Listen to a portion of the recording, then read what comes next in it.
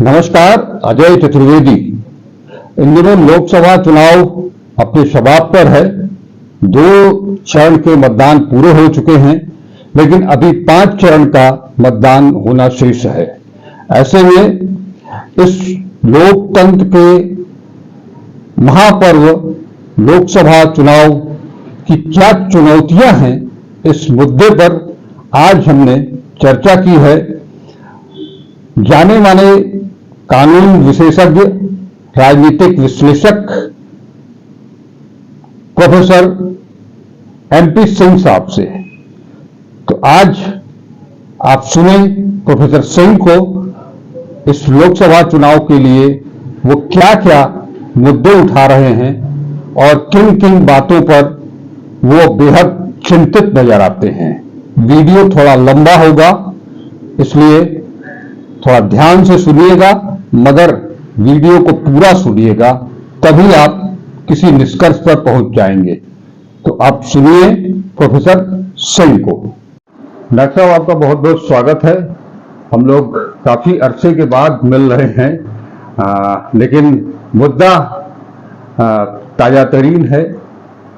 इस पर क्या कुछ आप सोचते हैं, ये लोकसभा चुनाव किन मामलों को लेकर के ज्यादा चुनौतीपूर्ण हो गया है? चतुर्वेदी जी, इस वार्तालाप को आयोजित करने के लिए आपका बहुत धन्यवाद। और मैं इस आयोजन को सुनने वाले सभी दर्शकों को भी प्रणाम करता हूं। जैसा आप जानते हैं, पिछले दिनों 4 महीने से मैं देश के बाहर ऑस्ट्रेलिया के सिडनी शहर में था। जी। अभी मैं 3 दिन पहले वाराणसी आया हूं। लेकिन मैं ऑस्ट्रेलिया में रहते हुए भी 2024 का जो संसदीय चुनाव होने जा रहा है, उसकी चुनौतियों के संदर्भ में विभिन्न आलेखों, विमर्शों और घटनाक्रम को काफी तन्मयता के साथ देख रहा था और सुन रहा था। 2024 के लोकसभा का चुनाव आजादी के बाद होने वाले सभी चुनावों से एक माने में बहुत भिन्न है। वो क्या? इसलिए कि आज देश ऐतिहासिक रूप से एक वाटर शेड से गुजर रहा है। वाटर शेड का अर्थ होता है कि नदी जहां से उल्टी मुड़ती है। इस स्थिति में हम आ गए हैं। यू टर्न ले रहा है। जी, अगर आप प्रारंभ करें अंतरराष्ट्रीय परिप्रेक्ष्य से, जी, दुनिया हमको और इस चुनाव को कैसे देख रही है। अगर आप इसके परिप्रेक्ष्य को देखें तो जैसे स्वीडन की एक बहुत मान्यता प्राप्त संस्था है जिसको कहते हैं वीडेम। हाँ, वेरियस डेमोक्रेसीज, कि दुनिया में प्रजातंत्र के इस समय कितने प्रकार हैं। तो उनके मूल्यांकन से भारत का प्रजातंत्र मात्र आंशिक प्रजातंत्र रह गया है और हमारी प्रजातांत्रिक व्यवस्था एक चुनी हुई तानाशाही की तरफ बढ़ रही है। जी। और वो लोग कहते समय यहां तक चले गए हैं कि हमारे यहां जो 24 का चुनाव होने जा रहा है, जी, और इस पर जितने प्रकार के गैर प्रजातांत्रिक आक्रमण किए जा रहे हैं विभिन्न एजेंसियों के द्वारा, वर्तमान सरकार के द्वारा, तो शायद हम पुतिन के रूस या शी जिनपिंग के चाइना या नॉर्थ कोरिया के किम जोंग की तरह क्या प्रजातंत्र की तरफ बढ़ रहे हैं। प्रेस की आजादी में हम दुनिया के बहुत निचले पायदान पर पहुंच गए। जी। मानवाधिकार के संदर्भ में जो UNHRC है, यूनाइटेड नेशंस की ह्यूमन राइट कमेटी, जी। और संयुक्त राज्य अमेरिका की एक सीनेट की कमेटी है मानवाधिकारों की, जी। उन्होंने अपने सरकार को संस्तुति दिया है कि भारतवर्ष के धार्मिक आजादी के संदर्भ में एक चिंता करने वाले देश की सूची में डाल दिया जाए। धार्मिक आजादी की ये स्थिति है। काफी गंभीर मामला है। जी। एक और कॉन्सेप्ट है जीनी कोएफिशिएंट, कोसेंट या जीनी कोसेंट, माने इनकम इनइक्वालिटी। भारत का जीनी कोसेंट बहुत बढ़ गया है, मतलब आर्थिक असमानता वो काफी बहुत ज्यादा बढ़ गई है। जी। मतलब एक न्यूनतम आमदनी और अधिकतम आमदनी के बीच में करीब 20,000 गुना का फर्क है इस देश में। 1% लोगों के पास देश की 40% संपदा है। 70% संपदा 20-22 परिवारों के हाथ में सिमट गई है देश की। ये स्थिति है। हंगर इंडेक्स में हम पाकिस्तान और बांग्लादेश से भी नीचे चले गए। जीडीपी में हम बांग्लादेश से नीचे चले गए। सरकार सब झूठे आंकड़े देती है, प्रोपेगेंडा करती है, टेलीविजन उसके कंट्रोल में है, मीडिया, प्रिंट मीडिया उसके कंट्रोल में है, मास मीडिया और ज्यादातर सोशल मीडिया उसके कंट्रोल में है, जिसके माध्यम से झूठा प्रचार किया जाता है। कहा जा रहा है कि हम विश्व की तृतीय अर्थव्यवस्था हो गए हैं, हम इंग्लैंड से ऊपर हो गए आर्थिक व्यवस्था के मामले में। हमारा भारतवर्ष के एक नागरिक की वार्षिक आमदनी है $2,600। आप उसमें 80 का गुणा करके समझ सकते हैं, 75 89 का है डॉलर। इंग्लैंड का पर कैपिटा इनकम हमसे 20 गुना ज्यादा है प्रति व्यक्ति आय। अब विचारणीय प्रश्न इस चुनाव में यह है कि हम ये जो हवा खड़ा किया जा रहा है कि 5 ट्रिलियन और तीसरी अर्थव्यवस्था, तो हमारा मतदाता उस पर ध्यान दे कि प्रति व्यक्ति आमदनी पर ध्यान दे। जरूरी तो यही होता है कि प्रति व्यक्ति आमदनी की तरफ। जीडीपी दुनिया में जो आंका जाता है उसमें परचेजिंग पावर और जीडीपी दोनों का औसत निकाला जाता है। हमारे यहां परचेजिंग पावर को छोड़ दिया गया है, महंगाई को छोड़ दिया गया है। तो ये स्थिति है।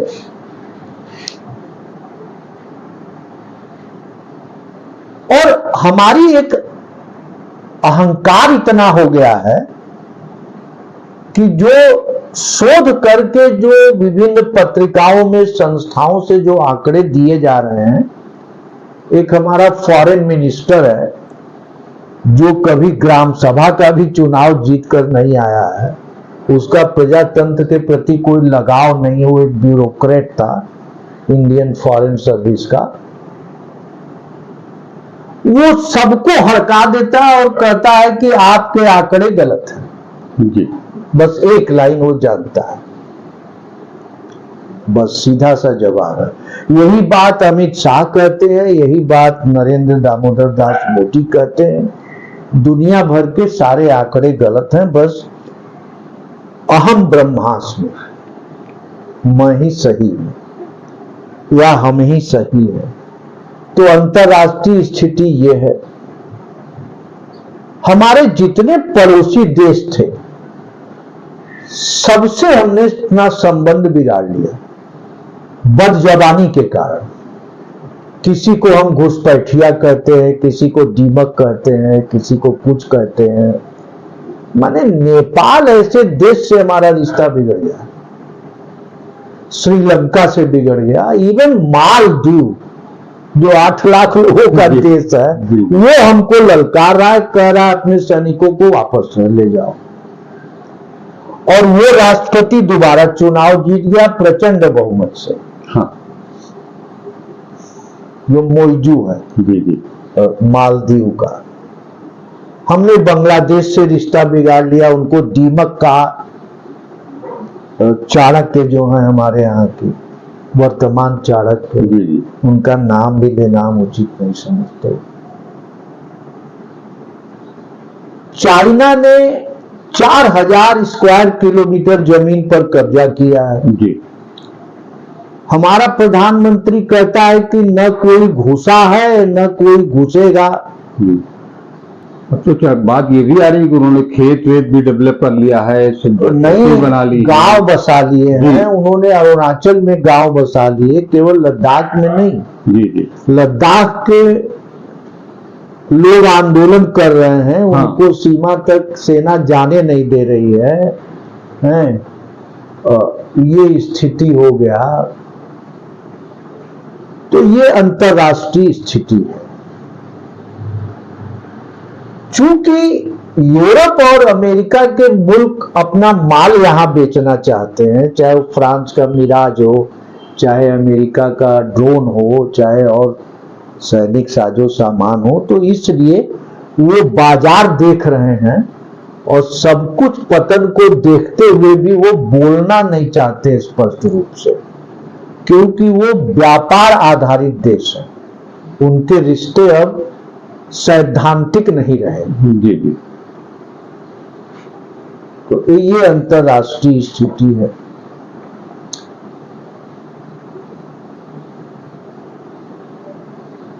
अगर आप जो सर्वोच्च संस्था होती है प्रजातंत्र में, पार्लियामेंट, हाँ, उसकी स्थिति को देखें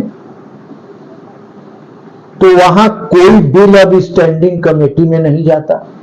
जी। कोई बिल पार्लियामेंट्री कमेटी में नहीं जाता। 2-2 मिनट में, even criminal law amendment 5 minute में पास हो गया। हाँ। कोई चर्चा नहीं होती। पूरे 5 साल बीत गए, लोकसभा का उपसभापति नहीं नियुक्त किया गया। आप प्रजातंत्र के पतन की सीमा को जरा समझिए। 5 साल बीत गया, उपसभापति नहीं हुआ, जो कि संवैधानिक पोस्ट है। जी। कोई अपॉइंटमेंट नहीं हुआ।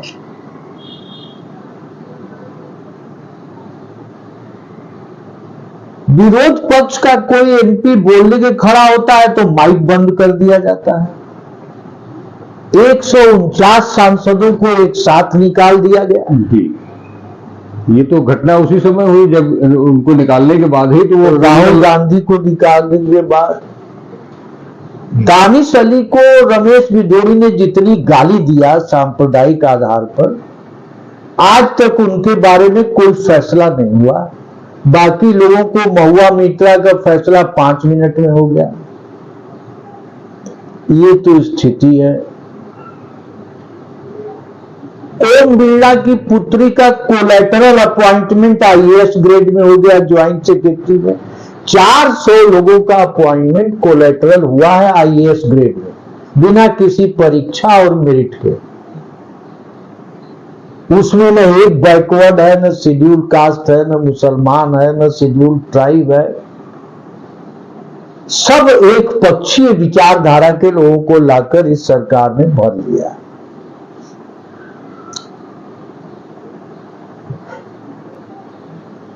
तो संसदीय कार्य प्रणाली को आप देख रहे हैं जी।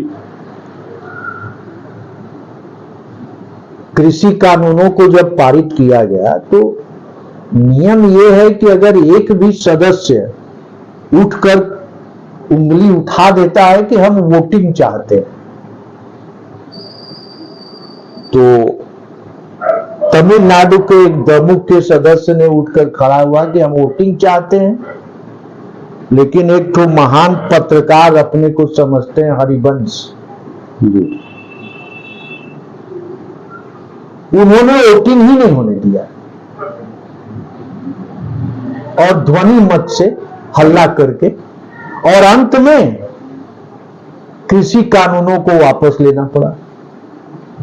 ये तो हमारी संसदीय व्यवस्था है। फिर लागू होने से और वापस लेने के बीच में 600-700 किसान मारे भी गए। हाँ, शहीद हो गए। केवल मर ही नहीं गए, वो उनके रास्ते में कीले गाड़ी गई, जी। वाटर कैनन छोड़ा गया, उनको खालिस्तानी आतंकवादी कहा गया। हमको याद है एक जमाना था, हमने लाल बहादुर जी को खुद भी देखा था सिख टाउन हॉल की मीटिंग में 65 के युद्ध जीतने के बाद बाद में उन्होंने नारा दिया जय जवान जय किसान। पता नहीं वो जय किसान कहाँ गया। जवान को आपने 4 साल के कॉन्ट्रेक्चुअल नौकरी में डाल दिया अग्निवीर में, आप सेना को भी बर्बाद कर। तो देखिए, संवैधानिक प्रजातंत्र जो होता है उसके आधार में संवैधानिक संस्थाओं की स्वायत्तता, स्वतंत्रता और उनके फ्री और फेयर डिसीजंस होते हैं। एक एक करके सभी संवैधानिक संस्थाओं को विभिन्न प्रकार से या तो लालच देकर या डरा धमकाकर या राजनीतिक लाभ की लालच देकर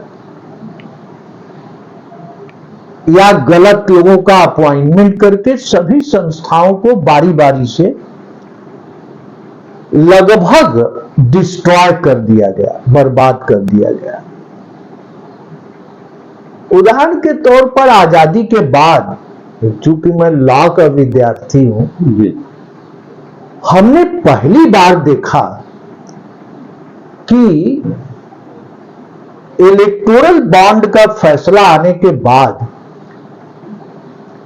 600 अधिवक्ताओं ने, हाँ, जो एक खास विचारधारा के अधिवक्ता हैं, उसमें जजेस भी शामिल नहीं, जजेस ने बाद में लिखा अलग पत्र। 600 अधिवक्ताओं ने हरीश साल्वे के नेतृत्व में, जो आदमी 3-4 शादी करके लंदन में बैठ के वकालत करता है, ऑनलाइन सबसे महंगा वकील है, उसके नेतृत्व में इन लोगों ने चीफ जस्टिस को पत्र लिखा जी।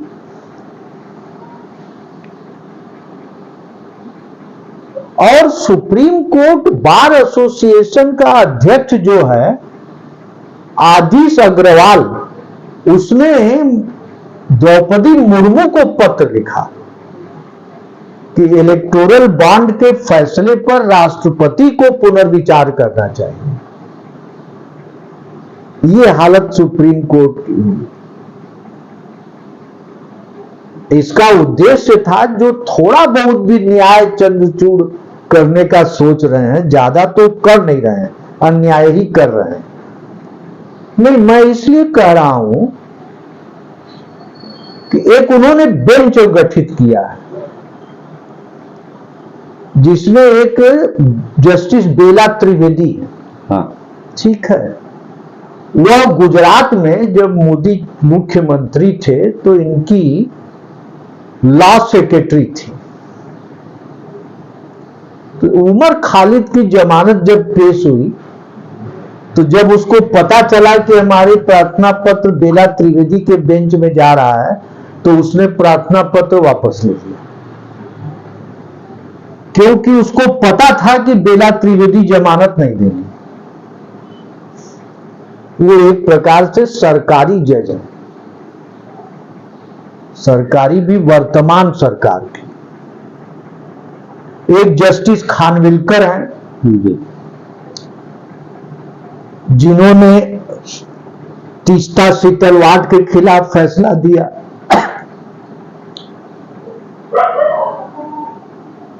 और वो जो मुस्लिम महिला के साथ बलात्कार किया गया, बिल्किस बेगम, बिल्किस बानो, हाँ बिल्किस बानो, उनके केस को लेकर, या जिस कांग्रेस के पूर्व एमपी की हत्या किया गया, उनकी वाइफ जब सुप्रीम कोर्ट में अपील में गई, वो भी केस जस्टिस खानविलकर के पास था। वो सारे फैसले वर्तमान सरकार के पक्ष में देते गए या उनके राजनीतिक आकांक्षाओं के अनुरूप फैसले देते गए। तो उनको रिटायरमेंट के बाद लोकपाल बना दिया गया। एक बंगाल में हाई कोर्ट का जज लगातार भाजपा के समर्थन में फैसला दे रहा था, उसको एमपी का टिकट दे दिया गया। उसने वीआरएस लिया, हाँ, चुनाव लड़ने के लिए। यह न्यायपालिका की स्थिति। जस्टिस नजीब थे एक राम मंदिर वाले फैसले में, उनको गवर्नर बना दिया गया। रंजन गोगोई को राज्यसभा का मेंबर बना दिया गया, सदस्य बना दिया गया। एक मोदी जी की सार्वजनिक प्रशंसा करने वाले जज थे अरुण मिश्रा, उनको मानवाधिकार आयोग का अध्यक्ष बना दिया गया।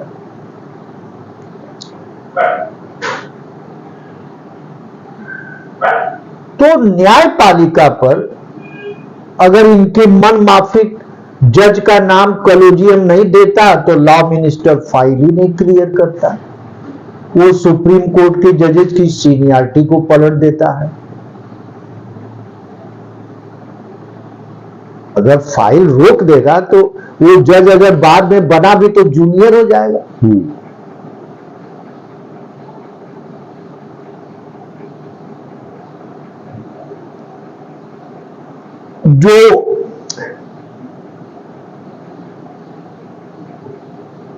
तो न्यायपालिका की ये स्थिति कर दी गई। बाद में 20 हाईकोर्ट के जजेज ने फिर चीफ जस्टिस को पत्र लिखा, हाँ, कि विरोध पक्ष के लोग सुप्रीम कोर्ट पर दबाव बना रहे हैं। जी।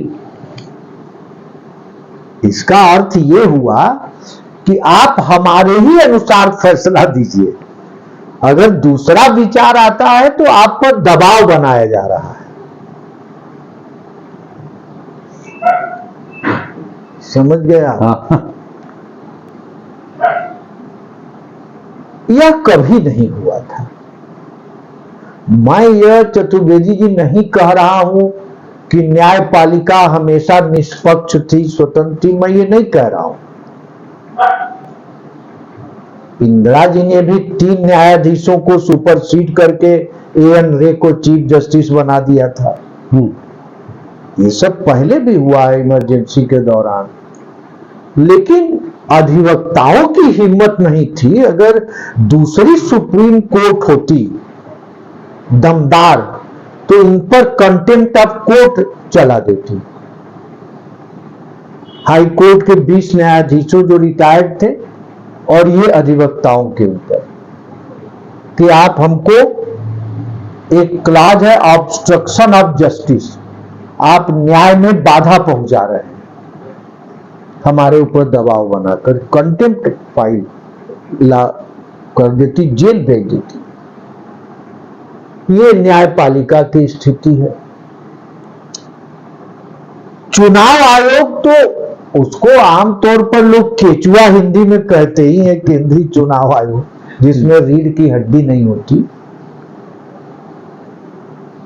जस्टिस लवासा के ही समय, अरे लवासा साहब जब चुनाव आयोग के मेंबर थे, जब उन्होंने मोदी और अमित शाह के गैर कानूनी भाषणों पर डिसेंट नोट दिया कि उन पर एक्शन होना चाहिए, तो उनके खिलाफ इनकम टैक्स की टीम उनकी वाइफ के खिलाफ लगाकर फिर वो इस्तीफा देके एशियन डेवलपमेंट बैंक के डायरेक्टर हो गए, छोड़ के चले गए। जी जी। चुनाव आयोग की ये स्थिति है कि सुप्रीम कोर्ट ने कहा कि आप इसके सदस्यों में एक चीफ जस्टिस ऑफ इंडिया को भी रखिए, उसको उलट पुलट करके कानून बना के एक प्राइम मिनिस्टर हो गए, एक उनके कैबिनेट मिनिस्टर हो गए, एक लीडर ऑफ अपोजिशन या लार्जेस्ट अपोजिशन पार्टी का लीडर, तो अर्थहीन हो गया। उसका नतीजा ये हुआ कि इस चुनाव की कैनवेसिंग के दौरान 25 बार खास तौर से प्रधानमंत्री ने जन प्रतिनिधित्व कानून की धारा 123 और कोड ऑफ कॉन्डक्ट के पैराग्राफ 1 और 3 का लगातार उल्लंघन कर रहे हैं, लगातार और प्रचंड उल्लंघन कर रहे हैं। जब उनके खिलाफ शिकायत की गई तो उन पर एक्शन न लेकर नोटिस भेज दिया गया जगत प्रसाद नड्डा पर। जी। ये देखिए भाई, ये तो क्रिमिनल एक्ट है। आपको याद होगा 1993 में सुप्रीम कोर्ट का एक फैसला आया, justice GS Verma chief justice थे, कि उन्होंने हिंदुत्व शब्द का उल्लेख कर दिया था बाला साहब ठाकरे ने, उनके चुनाव को कैंसिल कर दिया गया और 6 साल के लिए प्रतिबंधित कर दिया गया, उनके चुनाव लड़ने पर रोक लगा दी गई। और खुल्लम खुल्ला ये प्राइम मिनिस्टर सरेआम एक समुदाय विशेष पर भद्दी टिप्पणियां कर रहा है, सांप्रदायिक टिप्पणियां कर रहा है, विभाजनकारी टिप्पणियां कर रहा है,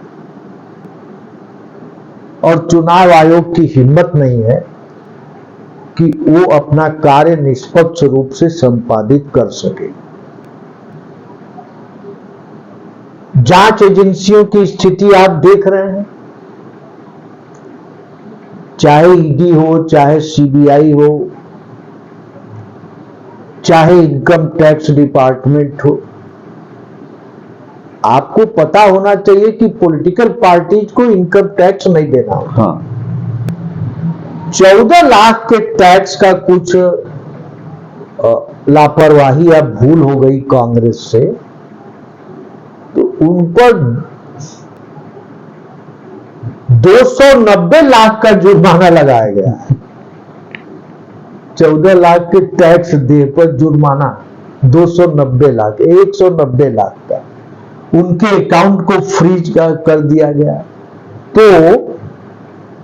फ्री एंड फेयर इलेक्शन करवाने में यह चुनाव आयोग पूर्णतया नपुंसक है। केवल इतना ही नहीं,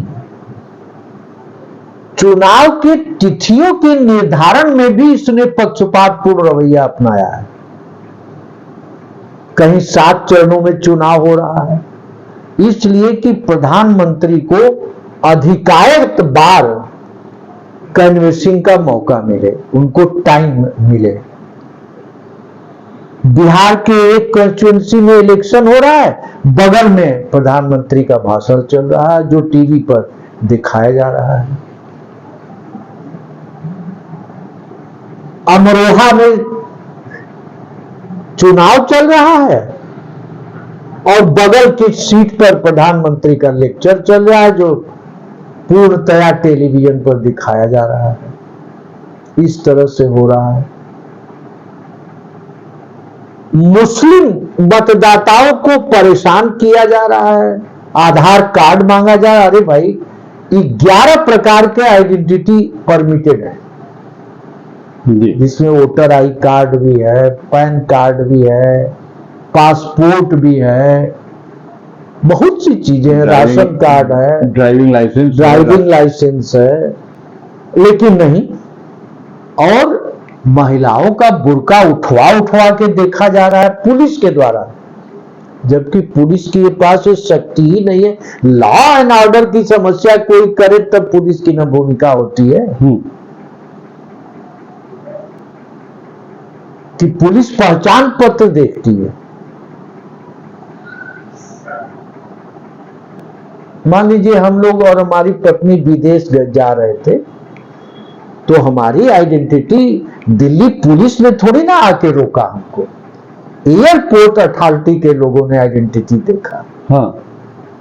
तो चुनाव की अगर पहचान देखना है तो चुनाव आयोग के लोग न देखेंगे, बिल्कुल, जब आप वोट देने जाएंगे, कि पुलिस देखेगी।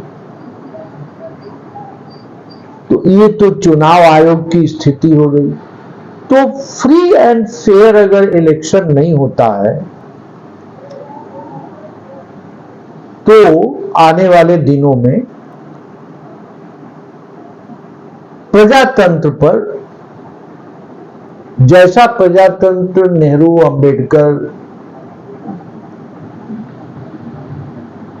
और पटेल, मौलाना आजाद, गांधी इन्होंने सोचा था, उस तरह का प्रजातंत्र अब नहीं रह पाएगा। अगर यह सरकार दोबारा आ जाती है या तिबारा चुनकर, मैं किसी का पक्षकार नहीं हूं कि कौन जीते कौन हारे, मैं आपसे केवल ये चर्चा कर रहा हूं कि क्यों 24 का लोकसभा महत्व का ऐतिहासिक भूमिका होगी।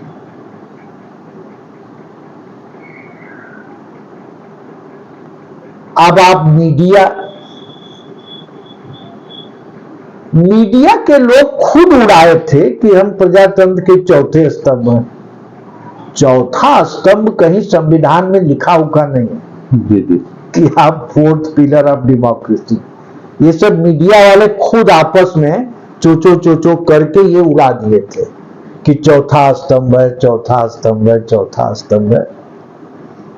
भारतीय संविधान के अनुच्छेद 19(1) क में freedom of speech and expression है, अभिव्यक्ति की स्वतंत्रता और विचारों की स्वतंत्रता, जो नागरिकों को अधिकार मिला है, वही अधिकार मीडिया को है। मीडिया पूर्णतया कॉरपोरेट हाउसेज ने खरीद लिया, ठीक बात। जबकि मीडिया जनोन्मुख होना चाहिए, जनता की पक्षधर होना चाहिए, उसके सवालों को उठाना चाहिए। और मीडिया जिस तरह से, आपको याद होगा हिटलर का एक प्रोपेगेंडा मिनिस्टर था गॉबल, वो प्रचार मंत्री ही था। तो कर वर्तमान शासन व्यवस्था में तो प्रधानमंत्री से लेकर नीचे तक सभी प्रोपेगेंडा मिनिस्टर है, बाकी उनको कोई काम ही नहीं है। तो गॉबल का जमाना आ गया कि झूठ 1000 बार बोलो तो लोग सत्य मानेंगे। तो ये काम मीडिया कर रहा है। और एक बात और बड़ी मजेदार है इस चुनाव में, सत्ता पक्ष की तरफ से प्रचार कौन कर रहा है? बताइए किसी मिनिस्टर का नाम? कोई नहीं। यदा कदा तो बाबू राजनाथ सिंह है, वो एक मोदी के पेशकार की तरह कभी कभी प्रकट होते हैं कि पाक अधिकृत कश्मीर को ले लूंगा। अरे भाई ले लीजिए, आप डिफेंस मिनिस्टर हैं, तो कौन रोक रहा है आपको?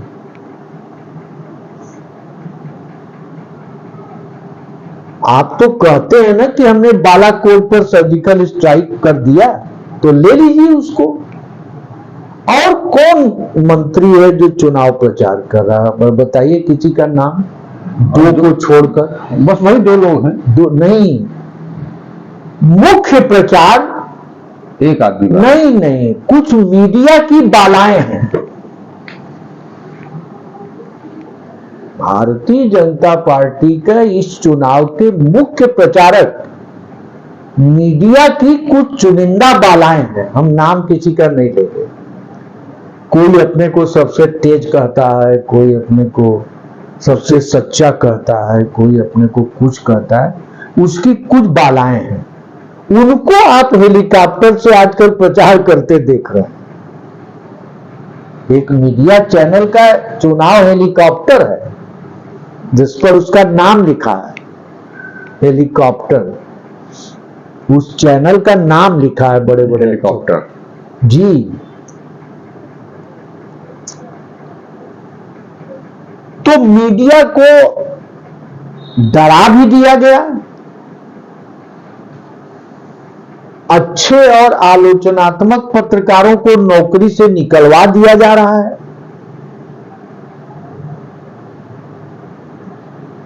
उन पर मुकदमे चलाए जा रहे हैं। आप विनोद दुआ पर देशद्रोह का मुकदमा चला, वो तो उनको अंतरिम जमानत सुप्रीम कोर्ट ने दे दिया।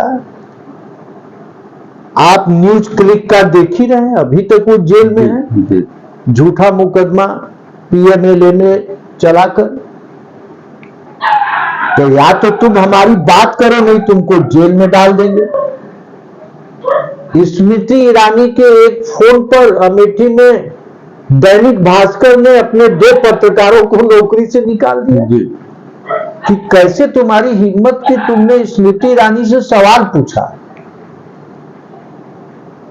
तो मीडिया पूर्णतया कारपोरेट के हाथों में चली गई, वो सत्ता पक्ष की प्रचारक हो गई, जनता और विपक्ष की आवाज की वो वाहक रही नहीं।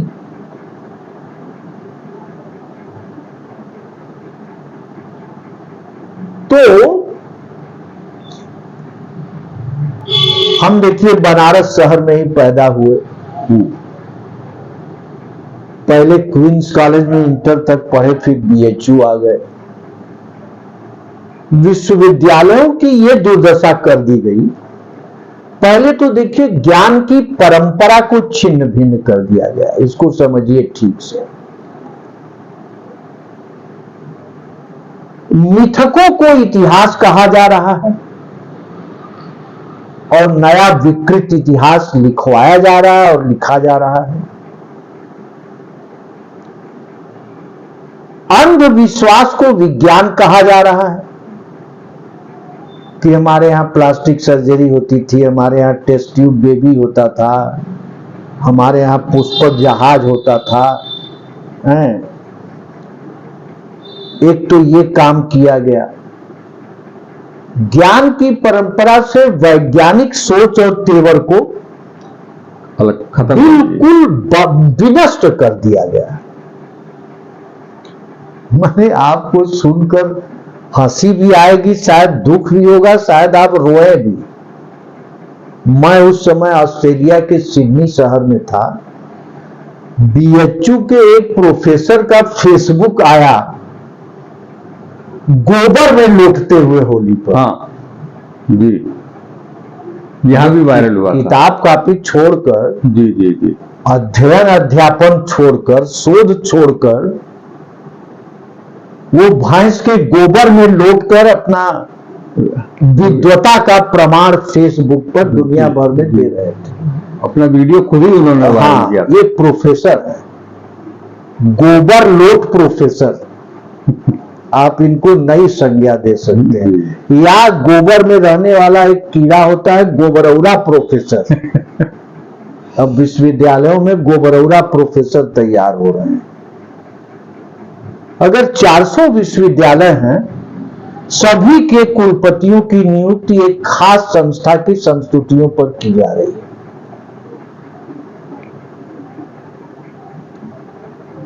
आपको मालूम है हिटलर ने, देखिए जब भी तानाशाही आनी होती है या लाना होता है, तो तानाशाह सबसे पहले विश्वविद्यालयों और ज्ञान के केंद्रों पर हमला करता है।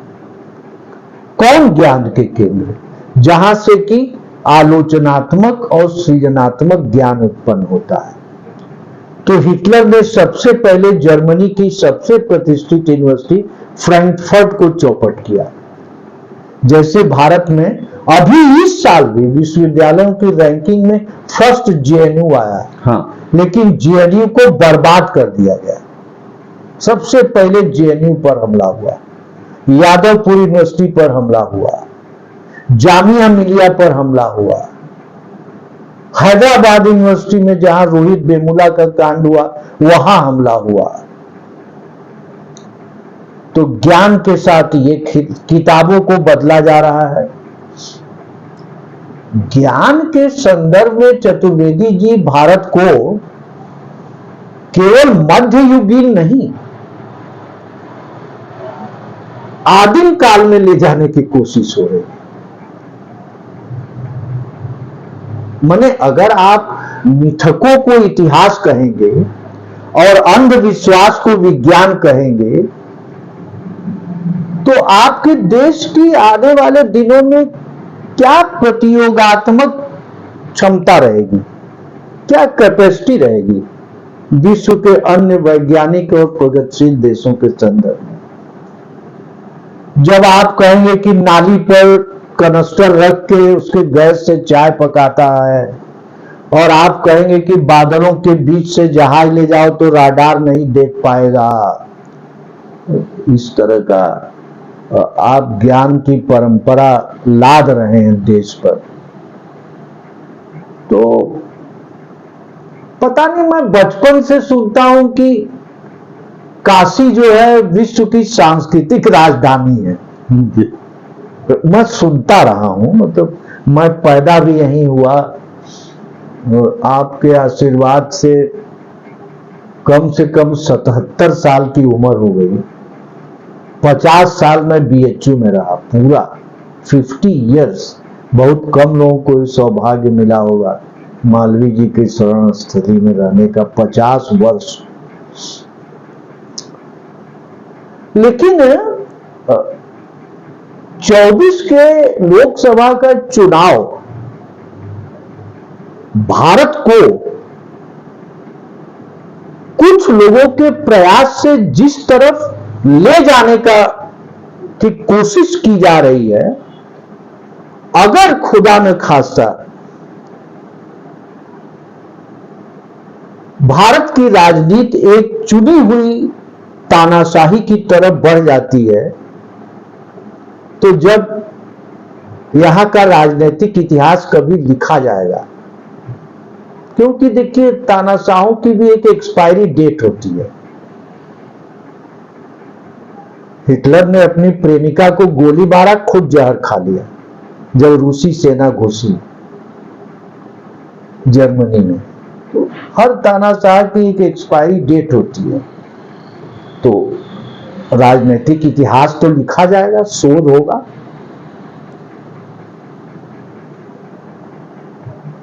मेरा आग्रह यह है या मेरी चिंता है ये कि जब कभी इतिहास लिखा जाएगा, हम आप तो रहेंगे नहीं, तो इस चुनी हुई तानाशाही के निर्माण में बनारस के योगदान को बड़े मोटे अक्षरों में लिखा जाएगा। हमको देखिए हंसने की बात नहीं, हमको बड़ा अफसोस है, बिल्कुल बिल्कुल सही, कि मेरा जन्म इस शहर में हुआ है। जब इतिहास लिखा जाएगा तो बाकी चीजें तो लिखी ही जाएंगी, दुनिया भी लिखेगी। हाँ, दुनिया आज भी भारत के इस चुनाव को बड़ी गंभीरता से देख रही है। आप विदेशी अखबारों को उठाकर पढ़िए, केवल अल जजीरा को नहीं, वॉशिंगटन पोस्ट को, न्यूयॉर्क टाइम्स को, जर्मनी के अखबार को, यूरोप के अखबारों को। दुनिया चिंतित है यहाँ के प्रजातंत्र के भविष्य को लेकर, लेकिन हमारी एक विशेष चिंता है, क्योंकि मैं जन्म से बनारसी हूं जी। तो जब इतिहास लिखा जाएगा, आपके साथ मैं भी जन्म से बनारसी हूं, और जब किताब का वो पन्ना लोग खोलेंगे कि इतिहास के किसी कालखंड में चुनी हुई तानाशाही का पदार्पण हुआ तो उसमें बनारस का नाम, अब पता नहीं किताब की उस पेज का रंग कैसा होगा, काला होगा कि हरा होगा कि लाल होगा, जो भी हो हमें नहीं मालूम, लेकिन वो पन्ना लोग बहुत गंभीरता से देखेंगे। तो देखिए, मैं निराश नहीं हूं। मुझे गांधी और नेहरू, बुद्ध, कबीर, रैदास, ज्योतिबा फूले, पेरियार, इन विभूतियों के देश के नागरिकों पर अभी भी पूरा विश्वास है। लेकिन यह लोकसभा का चुनाव एक ऐतिहासिक क्षण है। अगर मतदाता इसकी चिंता नहीं करेगा, विचार नहीं करेगा और झूठे प्रजातंत्र से प्रभावित होकर, और देखिए ये जिम्मेदारी केवल 4-5 प्रांतों की जनता की है। राजस्थान, माने जिसको कि काऊ बेल्ट या गोबर पट्टी कहते हैं, राजस्थान, मध्य प्रदेश, छत्तीसगढ़, उत्तर प्रदेश, बिहार, अप टू आसनसोल, झारखंड, इतने ही भूखंड की ये समस्या है। दक्षिण से नहीं ये गलती होगी, दक्षिण के प्रांत भारत को चुनी हुई तानाशाही की तरफ ले जाने में योगदान नहीं कर रहे हैं, केवल यही बेल्ट है। तो आपके माध्यम से मैं लोगों से यही आग्रह करूंगा कि इस ऐतिहासिक क्षण के महत्व को समझे लोग। एक फिडेल कैस्ट्रो की किताब है, जब उनके ऊपर मुकदमा बटिस्टा तानाशाही सरकार ने चलाया, उस किताब का नाम है हिस्ट्री विल एब्सॉल्व मी। उनको बटिस्टा तानाशाही सरकार ने वकील भी नहीं दिया, तो चूंकि फिडेल कैस्ट्रो लॉ ग्रेजुएट थे, तो उनके खिलाफ जो राजद्रोह का मुकदमा चला उसकी पैरवी वो खुद बहस कर रहे थे। तो फिडेल कैस्ट्रो ने सुप्रीम कोर्ट के सामने कहा, क्यूबन सुप्रीम कोर्ट के सामने, कि माय लॉर्ड, हमें मालूम है कि आपका फैसला क्या होगा। जैसे उमर खालिद को मालूम था कि बेला त्रिवेदी के बेंच का फैसला क्या होगा। तो फिडेल कैस्ट्रो ने कहा कि मुझे मालूम है कि मेरे खिलाफ फैसला क्या होगा, लेकिन मैं बहस इसलिए कर रहा हूं कि इतिहास हमें माफ करेगा। हिस्ट्री विल एब्सॉल्व मी, इतिहास हमें क्षमा करेगा। तो हमें यह नहीं मालूम कि चुनाव परिणाम क्या होगा, लेकिन मैं ये बात इसलिए कह रहा हूं कि इतिहास मुझे माफ करेगा। मैं ये कहना चाहता हूं। ठीक सर, आपका बहुत बहुत शुक्रिया। और आपने इतनी लंबी बातचीत में जो मुद्दे उठाए और मतदाताओं को जिस तरह से समझाने की कोशिश की है, मुझे लगता है कि हमारा जो प्रसार क्षेत्र है, उस क्षेत्र के अंदर जो भी मतदाता इस वीडियो को देखेंगे, सुनेंगे, वो आपकी बातों पर एक बारगी चिंतन जरूर करेंगे। और आज की बातचीत का ये उद्देश्य भी यही था कि जो लोकतंत्र की क्या, लोकतंत्र और लोकसभा के चुनाव, उसमें क्या क्या चुनौतियां हैं, एक एक करके बड़े सिलसिलेवार आपने उसको रखा है। आपका बहुत बहुत धन्यवाद। हम लोग फिर मिलेंगे, लगातार मिलेंगे और इस तरह के मुद्दों के साथ अपने जनता के बीच, अपने दर्शकों के बीच आते रहेंगे। नमस्कार, अजय चतुर्वेदी। धन्यवाद।